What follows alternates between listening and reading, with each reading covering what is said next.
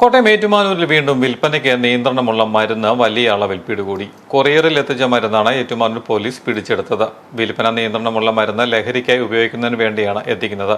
കഴിഞ്ഞ ദിവസം ഏറ്റുമാനൂർ പോലീസ് പിടികൂടിയ യുവാവ് തന്നെയാണ് മറ്റൊരു പേരിൽ മരുന്ന് ഓർഡർ ചെയ്തിരുന്നതെന്ന് പോലീസ് പറഞ്ഞു. അത് കഴിഞ്ഞ 13-ാം തീയതി നമ്മൾ ഈ സന്തോഷം എന്ന് പറയുന്ന ആളെ വിളിച്ചിട്ടുണ്ടായിരുന്നു. ഒരു 230 സെയിം ആംബുളായിട്ട് വിളിച്ചിട്ടുണ്ടായിരുന്നു. അപ്പോൾ അതുമായി ബന്ധപ്പെട്ട് നമ്മൾ അന്വേഷണം നടത്തിയതിൽ നമുക്കൊരു ഇൻഫർമേഷൻ കിട്ടിയാണ് ഇയാൾ സ്ഥിരമായിട്ട് കൊറിയർ വഴിയാണ് ഈ സാധനം ഇവിടെ എത്തുന്നത്.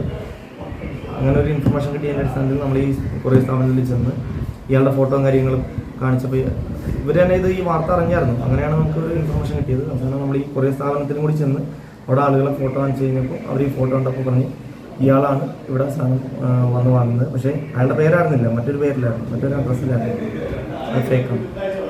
ഇതിപ്പോൾ എത്ര ഉണ്ട് ക്വാണ്ടിറ്റി? ഇതിപ്പോൾ 20 എണ്ണം അടങ്ങുന്ന 20 ബോക്സ് ഉണ്ട്. അതായത് 400 മെഡിസിൻ ഉണ്ട്, ആംബുലൻസ് 400 ഉണ്ട്.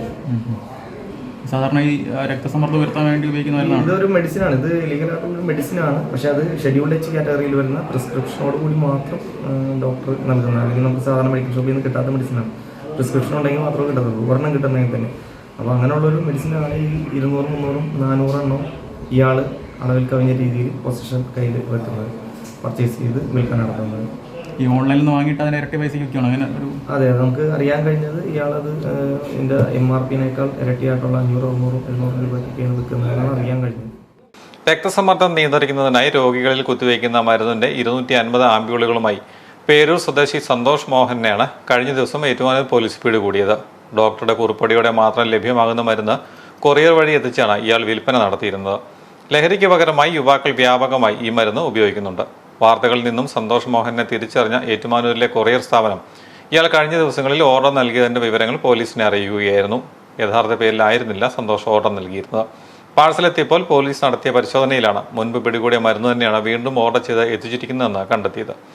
ഡ്രഗ് ഇൻസ്പെക്ടർ നേതൃത്വത്തിലുള്ള സംഘം പരിശോധന നടത്തി സ്ഥിരീകരിച്ചു. 400 ആംപ്യൂൾ മരുന്നാണ് ഇത്തവണ കൊറിയർ മുഖാന്തരം എത്തിച്ചത്. കഴിഞ്ഞ ദിവസം മരുന്ന് പിടികൂടിയതിനെ തുടർന്ന് സന്തോഷ് റിമാൻഡിലാണ്. ഇയാൾ മറ്റേതെങ്കിലും കൊറിയർ സ്ഥാപനത്തിൽ സമാനമായ രീതിയിൽ മരുന്നിന് ഓർഡർ നൽകിയിട്ടുണ്ടോ എന്നും പോലീസ് അന്വേഷിക്കുന്നുണ്ട്.